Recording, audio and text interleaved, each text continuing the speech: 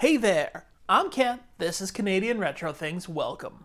Today, it's time to add an output to my CoCo 2.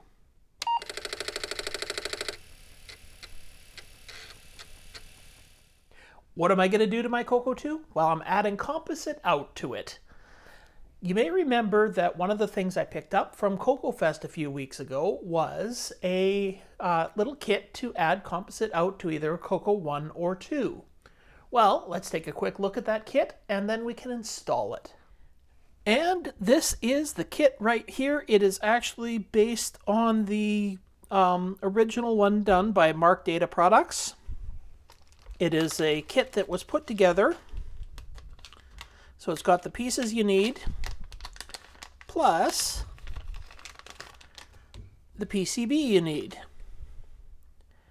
Now, I don't believe these kits are available right now, but if you would like, you can actually print up one of these little PCB boards, populate it yourself, and it's just a few wires and connectors. Would be pretty easy to put together yourself. As a matter of fact, you can get these printed up and they are available at the sponsor of today's video, PCBWay. That's right, you can have this project's PCB printed by visiting PCBWay. It's available in the Shared Projects tab. Just click the link, search for Tandy, and it is the Tandy CoCo video and audio out. All of the instructions and the parts list can be found on the project page. I'll also have a direct link to it in the video description. PCBWay, where you can have PCBs printed starting at just $5 for 10 boards. And if you've made something like today's project, you can add it to their shared project page. Visit www.pcbway.com today. I started work on this project by prepping everything I needed. I pulled the covers off the clips and stripped the wires for soldering. The next thing I had to do is solder the wires to the clips.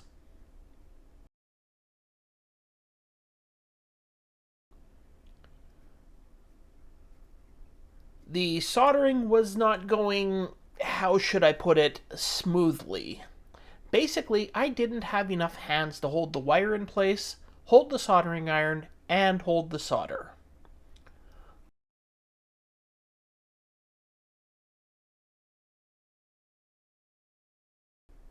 But once I changed the tip on the iron, things started going a lot better.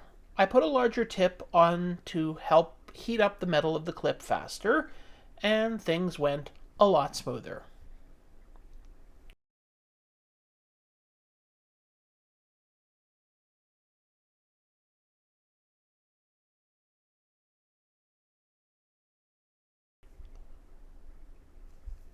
Once all of the wires were attached to the clips, I simply had to solder them onto the board.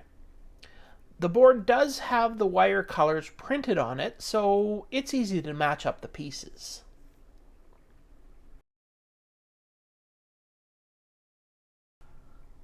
With all the clips soldered on, I now had to solder the audio and video plugs to the board. This is also nicely labeled, so easy to assemble. The plugs that were supplied with this kit had very thin wires, which I found fairly difficult to use with my giant sausage-like fingers, but I was eventually able to get them attached. Now, it's time to pull out the CoCo 3 or the CoCo 2 and hook this up. I do have the instructions right here, so I just got to find my model of computer and figure out exactly where everything has to be hooked up. Alright, this is my CoCo 2 with the lid off. Now, I have to start following in the instructions. It's got them numbered, color coordinated over here. So, number 5 goes on R6 inside of there. Number 5 is green.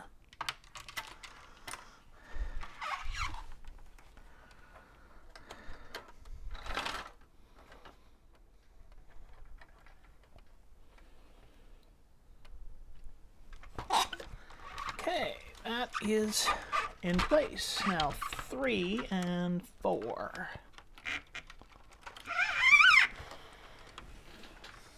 3, okay, if we'll do 3 first, which is yellow.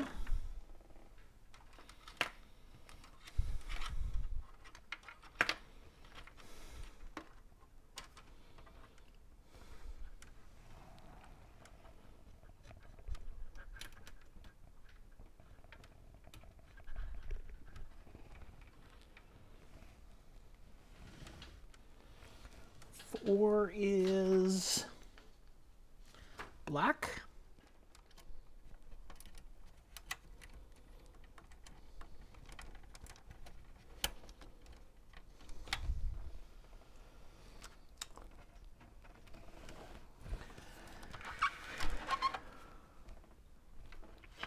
One will go on C32, which is red.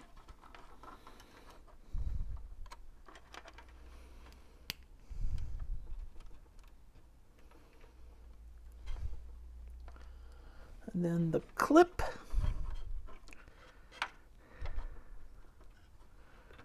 is ground, which clips onto there.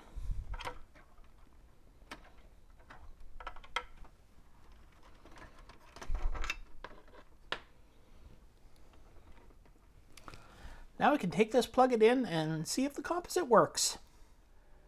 And here we go with the test. I got it hooked up to my capture card. And it's working.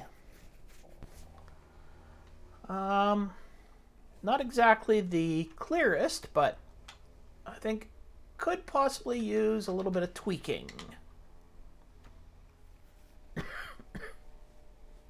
Load up a game. Ooh, interesting. It's got a little yellow bar on the side. Not sure what that means. It's actually not that bad, other than the weird yellow bar.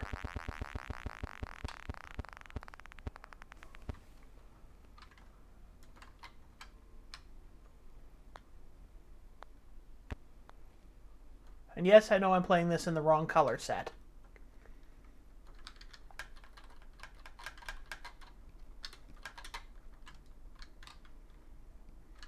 Okay, well, it appears to be working. Needs a little bit of tweaking to clear that up, and I don't know what that yellow bar means. It's only on when the border is white, though. Let's see if we can find a different game where the border is not white.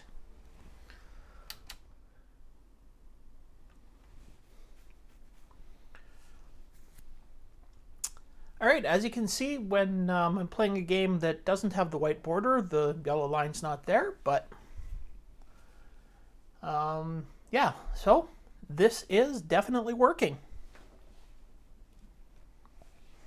There we go, it's in my CoCo 2, it's working. I did try and make a few adjustments to see if I could clean the signal up a little bit, and not really.